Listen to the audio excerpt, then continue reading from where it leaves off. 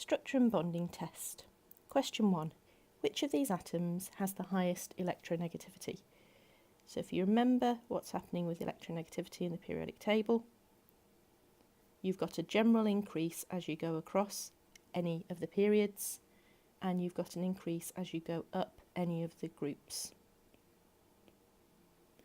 But remember, the noble gases at the end don't want to form bonds with anything, and the definition of electronegativity is the ability of an atom to attract the electron pair in a covalent bond. If it's not forming covalent bonds, we're not going to give it a value for electronegativity. So we can dismiss argon straight away. Then if we look on the periodic table, we've got sodium, magnesium, chlorine, so it's going to be chlorine that is furthest to the right. Question 2. Which one of the following bond polarities is not correct? Now you can go through all of them, you could look at the comparison between them, remembering electronegativity increases as you go to the right and also increases as you go up a group. But you should know, as we look at it so many times, that carbon is far more electronegative than hydrogen, so it is A that is the wrong way round. Question 3. Which one of the following has the most covalent character? Now when you look through these different options, they all look like they're a metal and a non-metal, so you're straight away going to think that they are an ionic bond. So if that's the case, we want to see which one is going to be the most polarised, because that's going to have the most covalent character. So we're looking for the smallest positive ion. Well, magnesium is going to form a 2+ ion, aluminium is going to form a 3+ ion. This one is going to be much, much smaller, and it's more positive. So it's going to be more polarising. So that leaves us with C or D. Then we need to have a look at the negative ion. We've got an F- ion and a Br- ion. Whichever is larger is going to be the more polarisable. Bromine is going to be a much larger ion, so it's going to be more polarisable, which means the bond is going to be more covalent. So our correct answer is D. Question 4. Which of these substances does not show hydrogen bonding? Now, to have hydrogen bonding, we need to have an HF, an HN, or an HO bond. So we need to have a look at these structures and figure out which ones have those bonds. So you can see the first one clearly has a hydrogen fluoride bond, so that's hydrogen bonding. This one's got a nitrogen-hydrogen bond. This one's got an oxygen-hydrogen bond. And although this one contains hydrogen and fluorine, they're not directly bonded together, so it's not hydrogen bonding.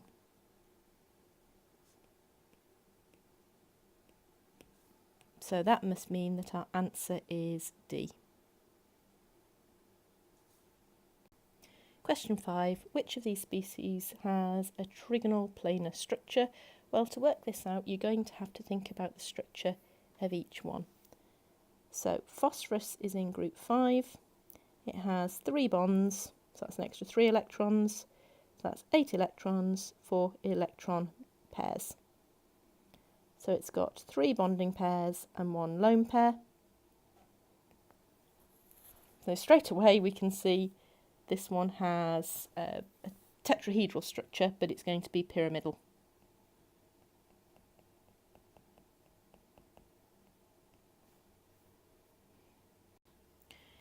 Right, for BCl3, boron has 3 electrons in its outer shell. It's formed 3 bonds, so that's 6 electrons or 3 electron pairs, which is 3 bonding pairs, which means this one is going to be trigonal planar. So it's looking like B is the correct answer, but let's just double check the rest. So H3O plus, oxygen is in group 6, so it has 6 electrons. We've got 3 bonds, that's 3 electrons. We've got a positive charge, which takes 1 away. So that gives us 8 electrons or 4 electron pairs. We've got 3 bonding pairs, 1 lone pair. So like the first structure, this is going to be based on tetrahedral.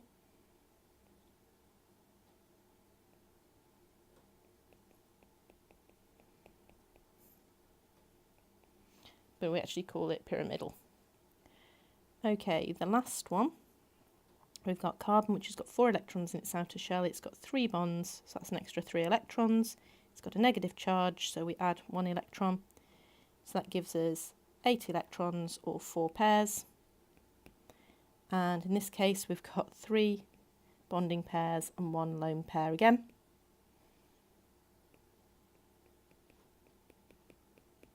Which is going to mean it's based on tetrahedral, again, or pyramidal. So the correct answer is definitely B. Question 6. Use your understanding of intermolecular forces to predict which one of the compounds has the highest boiling point. So if we go through, this one is going to have hydrogen bonding, because it's got a hydrogen directly bonded to a fluorine. This one is going to be dipole-dipole. It's not got oxygen, nitrogen or fluorine in it, but it's still got quite a big difference in electronegativity. This one will be dipole-dipole. Because the bromide is going to be bigger than the chloride, it means it's not going to be as strong a dipole, but the van der Waals forces will be quite strong in this one. And again, this one will be dipole-dipole. So the strongest one out of those is going to be a hydrogen bond, which means the correct answer is A. Water can be found as ice, water and steam. The following diagram shows the arrangement of some water molecules in a crystal of ice. With reference to the structure shown above, give one reason why ice is less dense than water. Okay, so if you think about states of matter, in a solid you've got your particles in fixed positions. In a liquid they're pretty close but they can move over each other, and in a gas they're free and can move around. Now when water forms a solid, it's going to hydrogen bond. If you think about the shape of it, it's got to arrange itself so the hydrogen on the next molecule can line up with that lone pair of electrons on the oxygen to be able to form that hydrogen bond. Now when it forms ice, you're going to have everything hydrogen bonded together. When it's in water, most of them are going to be, but not all of them, so they can move closer together. So that's why it rotates itself and will spread out slightly. The reason it's less dense is quite straightforward. The molecules, or the water molecules, are more spread out. Make sure you talk about molecules, because it's the molecules that are more spread out. The atoms are going to stay the same distance from each other. The atoms are covalently bonded together. Nothing is affecting those. It's only the hydrogen bonds between the water molecules that are having any effect on this. Part B. Water and methane have similar relative molecular masses. Both contain the element hydrogen. The table below gives some information about water and methane.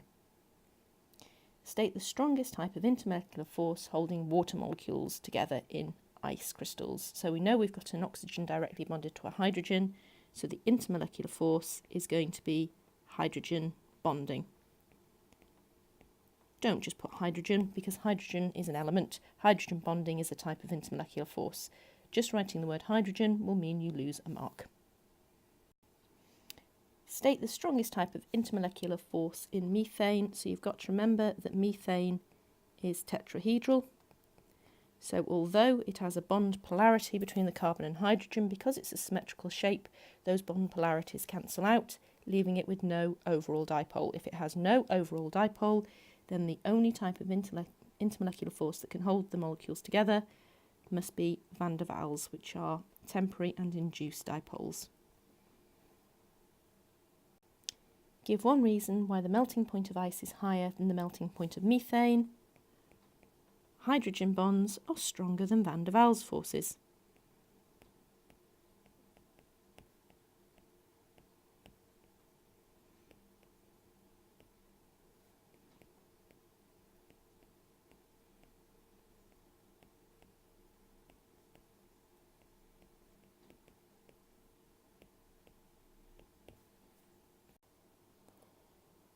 A molecule of water can react with a hydrogen ion to form an H3O plus ion. Draw and name the shape of the H3O plus ion. Include any lone pairs of electrons. Okay, so if we have a look, we've got oxygen in the middle, which is in group 6, so it has 6 electrons in its outer shell. It's then forming 3 bonds, So we can add 3 into that, but then it's got a positive charge, which means we take 1 away. So it's got 8 electrons, or 4 pairs. And if we've got 3 bonds, that means 3 bonding pairs and 1 lone pair. If it's got 4 pairs of electrons, we know it's going to be based on tetrahedral. I'm going to put the lone pair at the top, one of the bonds coming out this way, and then the others, one's going to be coming out slightly forward, one's going to be going out backwards. Notice how those 3 are all pointing downwards. If you think about your tetrahedral shape, you've got 1 going up and 3 pointing downwards. We need to include the positive charge.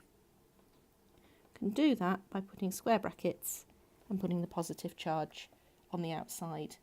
Now the mark scheme is reasonably nice on this. If you have a structure showing 3 bonds to hydrogen and 1 lone pair, you get 1 mark out of 2.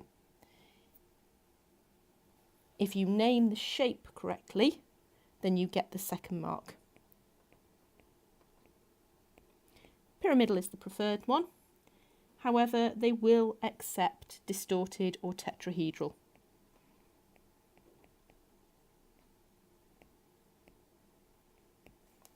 So if you put distorted tetrahedral, then that would also be acceptable. Suggest a value for the bond angle in the H3O plus ion. Well, if it was a pure tetrahedral structure, then it would have a bond angle of 109.5. Lone pairs repel more than bonding pairs, so each lone pair will reduce the bond angle by about 2 degrees. So we're looking for something around 107. The mark seems quite nice with this one. It will allow anything from 106 to 108 degrees. Identify one molecule with the same number of atoms, the same number of electrons and the same shape as H3O plus. So we're looking for something that's fairly close to oxygen in the periodic table, preferably with 1 electron less, and the element next to oxygen in the periodic table is nitrogen. So NH3 would be the only option. NH3 is ammonia.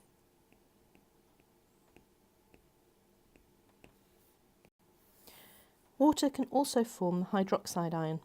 State the number of lone pairs of electrons in the hydroxide ion. Well, firstly, you've got to know what the formula for the hydroxide ion is.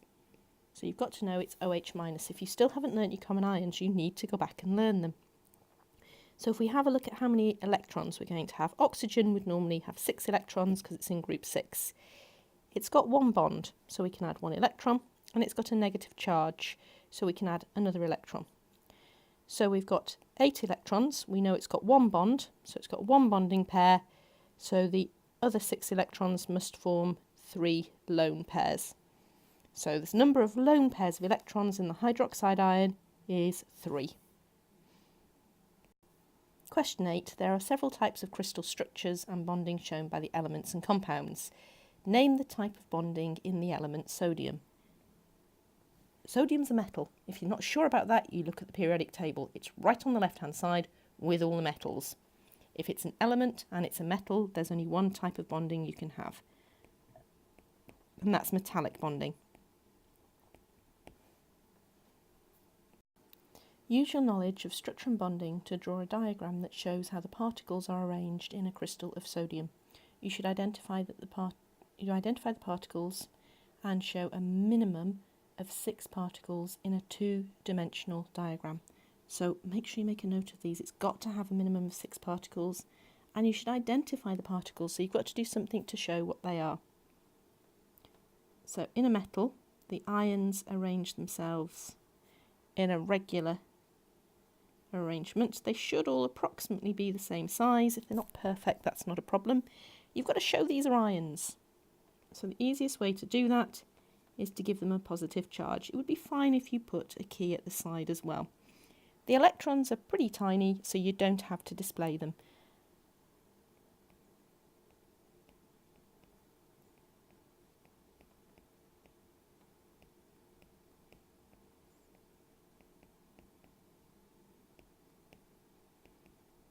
So those last 2 bits aren't necessary. You get 1 mark for the regular arrangement, and you get a second mark for showing the positive charge or identifying them as sodium ions. Sodium reacts with chlorine to form sodium chloride. Name the type of bonding in sodium chloride. Now, sodium chloride is used as an example of an ionic bond. If you've not learnt that, you need to go back and learn your crystal structures.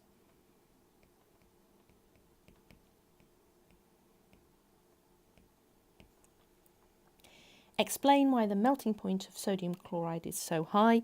Well, you just need to basically say what an ionic bond is. If you say what an ionic bond is, it's going to take a lot of energy to break. So it's strong, electrostatic attraction between, you could say oppositely charged ions. In this case, I'm going to say between sodium ions and chloride ions. It's worth 2 marks. They actually give you 1 mark for saying it's a strong attraction, and they give you a 2nd mark for saying between oppositely charged ions, or for stating the positive and negative ions. I think for 2 marks, it's probably worth in an exam situation just putting an extra line in.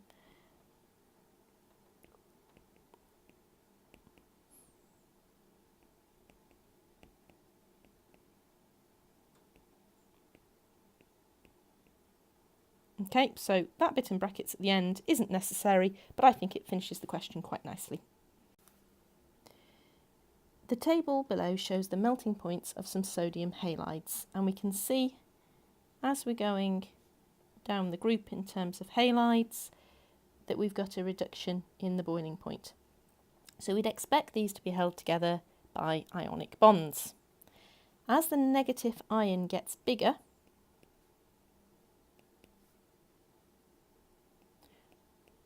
you're going to end up with less attraction to the sodium ion.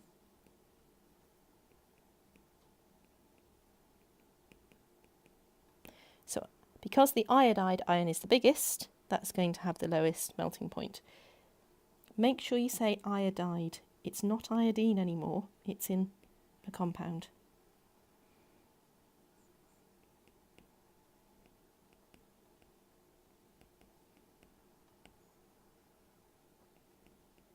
Again, this bit in brackets isn't needed, but it helps explain the answer.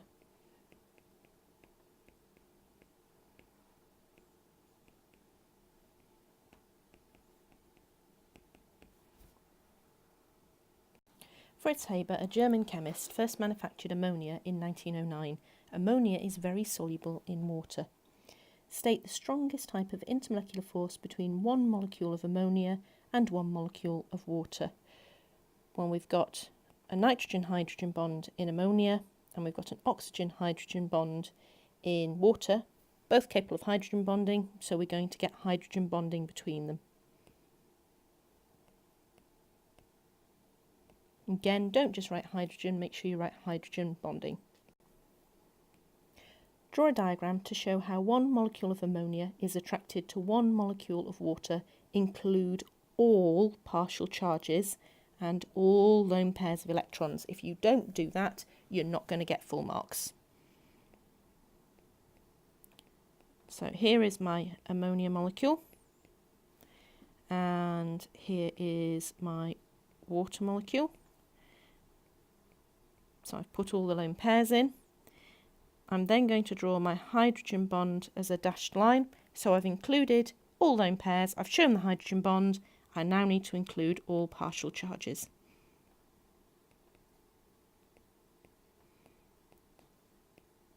With diagrams like this, take care, make sure you've drawn all the atoms in, make sure you've put all the partial charges in. It's worth 3 marks. It's a silly one to rush and lose a mark on.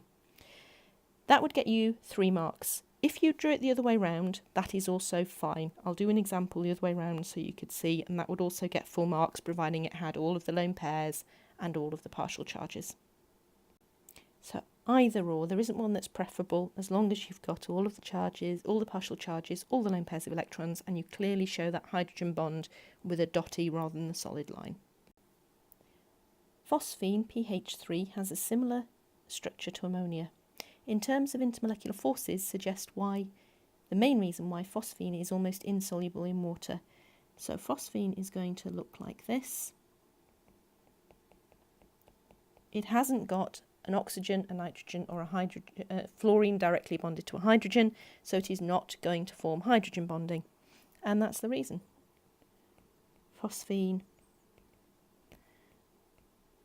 does not form hydrogen bonds.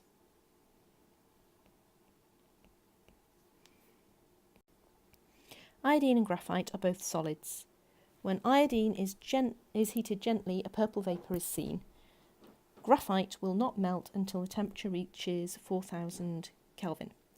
Graphite conducts electricity, but iodine is a poor conductor of electricity. State the type of crystal structure for each of iodine and graphite. You need to learn these. If you don't know these, you need to go away, you need to have a look at crystal structure notes, possibly make some flashcards, but you need to know that iodine is molecular,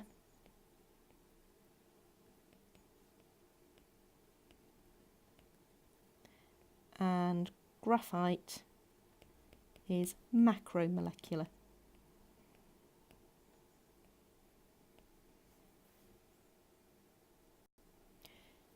Describe the structure of and bonding in graphite and explain why the melting point of graphite is very high. So you need to go through and you need to describe it carefully. Now with this, it might be worth drawing a diagram. Very often an annotated diagram can get you a lot of marks. So you get 1 mark for saying that you've got layers of carbon atoms. I've shown that in my diagram. Connected by covalent bonds within each layer, and I've labelled that and I've even pointed to the covalent bond.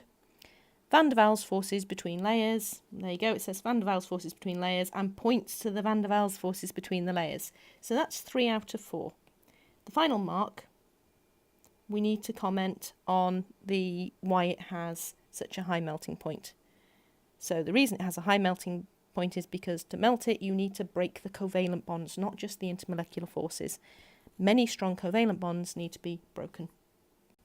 Again, this is one of the structures you need to be able to draw, you need to be able to explain, and you need to be able to explain its properties in terms of its structure and bonding. It's another learning question. Explain why iodine vaporises when heated gently. It's another one I think it's worth drawing a little diagram for.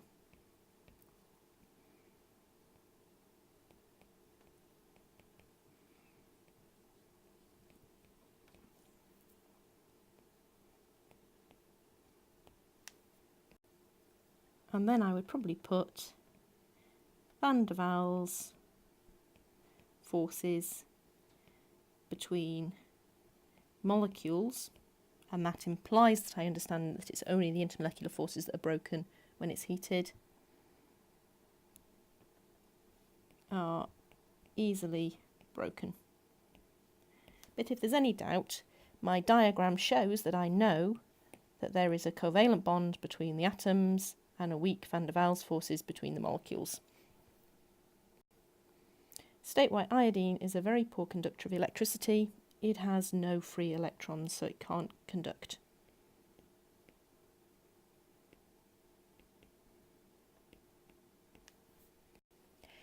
The following table shows the electronegativity values of the elements from lithium to fluorine. State the meaning of the term electronegativity. This is a definition that you need to know. If you got this one wrong in the test, you need to make sure you go away and learn it. So it's the power of an atom, not an element. Please state the atom. You can say nucleus instead. To attract the electron pair or the pair of electrons in a covalent bond, and you must have the covalent bond stated. That is underlined in the mark scheme, so it is worth 1 mark. Suggest why the electronegativity of the elements increases from lithium to fluorine. So going across the periodic table from lithium to fluorine, we've got an increase in nuclear charge or more protons.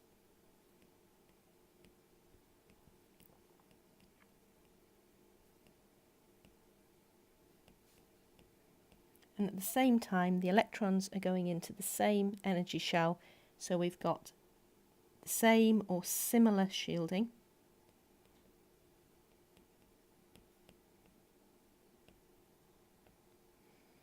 You could even say that the atoms are decreasing in atomic radius as well, and that would be acceptable. So you'd get 1 mark for each.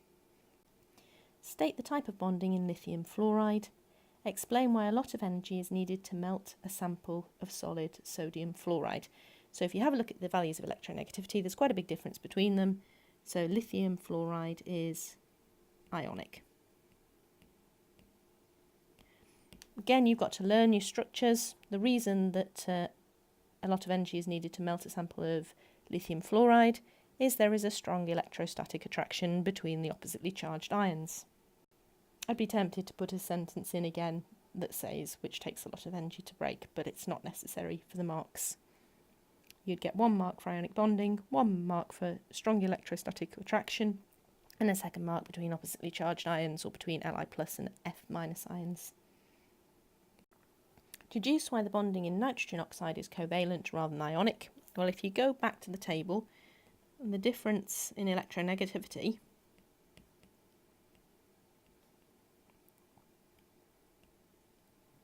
is only 0.5, so it's quite small.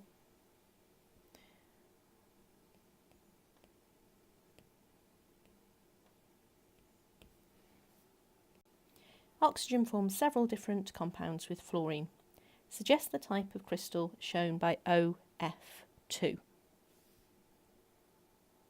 There's not a huge difference in electronegativity. It suggests it's molecular by its formula, so it's going to be molecular. Write an equation to show how OF2 reacts with steam to form oxygen and hydrogen fluoride. So again, we're having to use common ions and your ability to put together an equation and a formula. So we've got OF2, it's reacting with steam.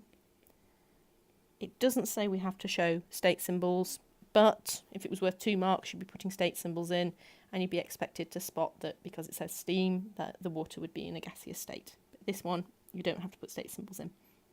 It's forming oxygen and hydrogen fluoride. You normally write the formula in the same order that the name's written, so HF rather than FH. Needs to be balanced, so we're going to need 2 of those. So you get 1 mark for the correct balanced equation. One of these compounds of oxygen and fluorine has a relative molecular mass of 70. It contains 54.3 by mass of fluorine. Calculate the empirical formula and the molecular formula of this compound and show your workings. Okay, so we know that the mass of fluorine is 54.3%, and we know the only other element there is oxygen, so we can work out the percentage of oxygen, and you get 1 mark for doing that. Okay, now to work out its empirical formula, we need to divide both by their relative atomic mass. Both come out at 2.85, so we can assume the ratio is 1 to 1. But it asks us to state the empirical formula, so make sure you do that. So the empirical formula is going to be OF, or FO. We now need to work out the molecular formula, and we know that the molecular mass is 70. We need to work out the mass of FO. So it's going to be 70 divided by the mass of FO, which is 35, so it goes in twice. So to go from the empirical formula to the molecular formula, I've got to double the empirical formula. So it's going to be O2 F2, and that gets you the final 4th mark.